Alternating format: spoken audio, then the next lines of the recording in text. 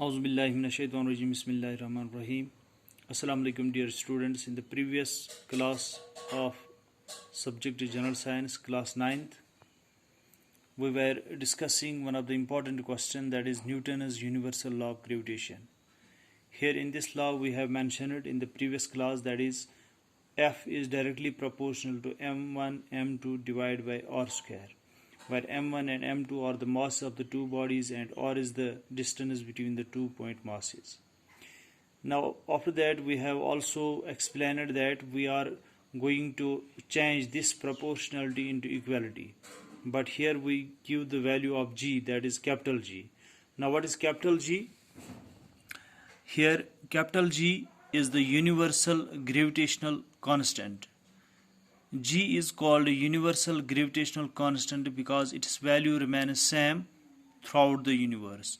Therefore it becomes clear that the universal gravitational constant is that very constant whose value remains same throughout the universe. Now after this there is one more important question, that is definition of G, that is definition of universal gravitational constant. If it may be asked in the examination that define the term universal gravitational constant.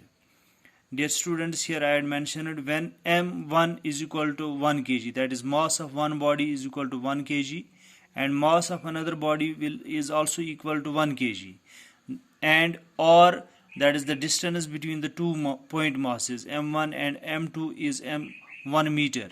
That means they are separated from each other by a distance 1 meter.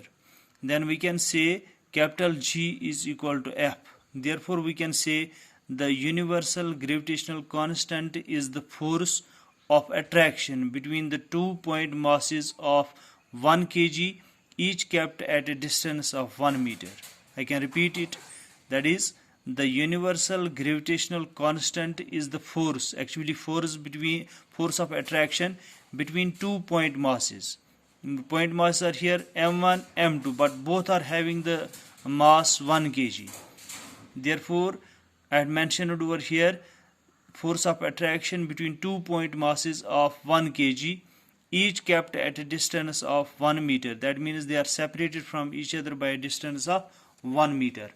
After this there is here I had mentioned, that is the gravitational force of attraction does not change with change in medium between the 2-point masses.